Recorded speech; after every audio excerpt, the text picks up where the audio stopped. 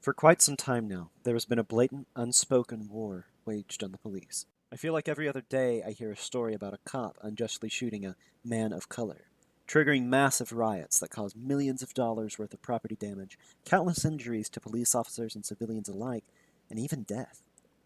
It's well established at this point that the Ferguson riots, and by extension Black Lives Matter, are based on a false narrative. The story went that on August 9th, 2014, Michael Brown, a gentle giant medical student, was walking outside one night when he was viciously gunned down by an evil, racist white police officer named Darren Wilson. Only he wasn't so gentle. According to the Department of Justice, Michael Brown had robbed a nearby convenience store and assaulted the clerk shortly before the incident with Officer Wilson took place. When Wilson recognized Michael's description from the robbery call, he attempted to stop him. Things got violent when Michael reached through the window and struggled with Wilson for his gun. After chasing Brown and his friend, Brown reportedly charged at Wilson before Wilson shot him several times, killing him. This shooting sparked a massive riot in the predominantly black city of Ferguson, Missouri. The mainstream media further perpetuated the problem by reciting the mantra, "Hands up, don't shoot," which was based on a false witness account. And for months, the media pushed the narrative that Michael Brown was just another black man who was the victim of a racially charged hate crime at the hands of a white police officer. And it wasn't until several months after the shooting occurred that the U.S. Department of Justice determined that the eyewitness accounts reporting that Brown had his hands up begging the officer not to shoot were false. By that time, the hands up, don't shoot movement had already evolved into what we see today, Black Lives Matter. In my opinion, it was this event that sparked the current war on police, that has been exemplified by the large uptick in shootings of police officers all around the United States over the past couple of years. But what happened to Officer Darren Wilson? Well, shortly after the incident, he was put on trial for the killing. In November, the first case brought against him was dropped after a grand jury chose not to indict him. Now, the prosecutor, Robert P. McCullough, was accused of being soft on him, presumably because of McCullough's father being a police officer himself, or so claims the New Yorker. The next March, a forensics report finally cleared Wilson of, quote, willfully violating Brown's civil rights, opting that his use of lethal force in self-defense was permissible, but that didn't stop the death threats. Fearing for his life, Officer Wilson quit the police force and moved with his wife and baby daughter to an undisclosed location near St. Louis. His life has been ruined. And for what? For defending himself against a thug intent on doing him harm? And the media blowing the event out of proportion based on lies to advance the current progressive narrative of evil, racist police? But at least he still has his life, unlike some of the others we're going to be talking about here today. Since there are too many examples of police officers being murdered in the line of duty to make a full video on at this time, I'm going to talk about the most significant to occur since Ferguson, the Dallas police attack. On July 7th of 2016, a Black Lives Matter protest was marching through the streets of downtown Dallas, Texas. Near the end of this protest, Micah Xavier Johnson ambushed the police escorting the protest and opened sniper fire on them. At 8:45, just a mile from City Hall, shots ring out. Officers scramble to secure the scene, Shots fired. Shots fired. moving protesters out of harm's way. We got shots fired.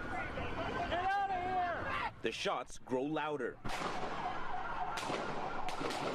as at least two snipers fire on police from elevated positions. In the ensuing gun battle, 5 officers were killed, another 7 were wounded, along with 2 civilians. Johnson was finally taken out by a police robot that was rigged to explode.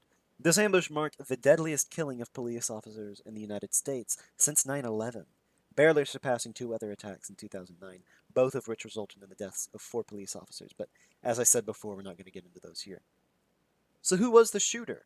Well, Micah Xavier Johnson, commonly referred to now as Micah X, was a black Afghan war vet that returned to the U.S. in 2010.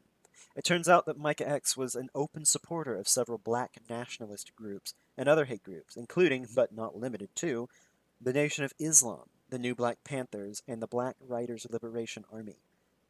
Prior to the shooting, Micah X expressed his desire to, quote, kill white people, especially white cops. His friend described him as always being distrustful of police, and that he was very affected by the recent police shootings of black men. Look, I'm going to be honest with you. I think in this case there are 2 major factors to blame. the mainstream media pushing this racist cop narrative down the nation's throat, and the way our returning veterans are treated, but that deserves a video on its own. Now, that's not to say that Micah X is not to blame for his actions, he obviously is, but it seems to me as though he were encouraged to carry out this heinous attack by the aforementioned forces. Overall, the mainstream media is perhaps the most to blame for what's going on.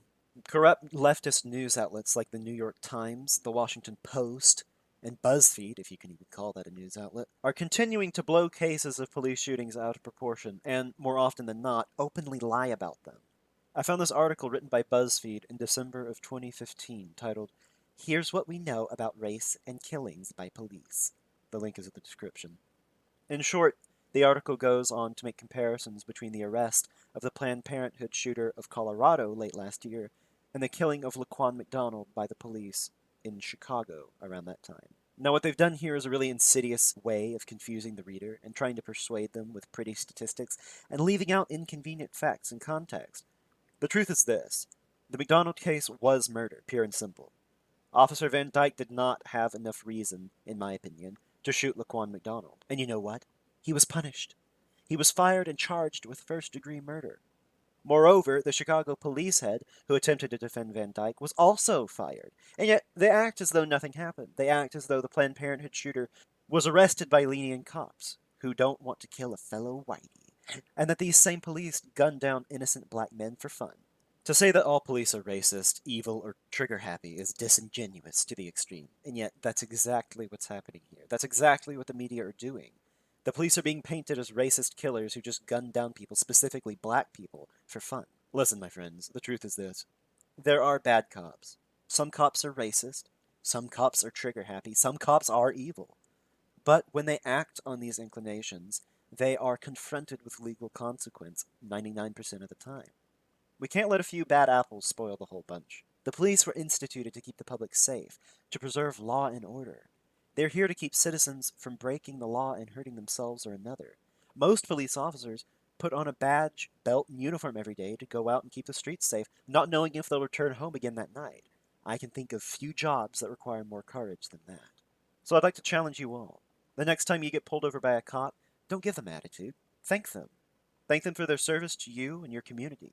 If we don't have the police to protect us, we'll only have ourselves, and that is a situation that I doubt anyone in their right mind wants.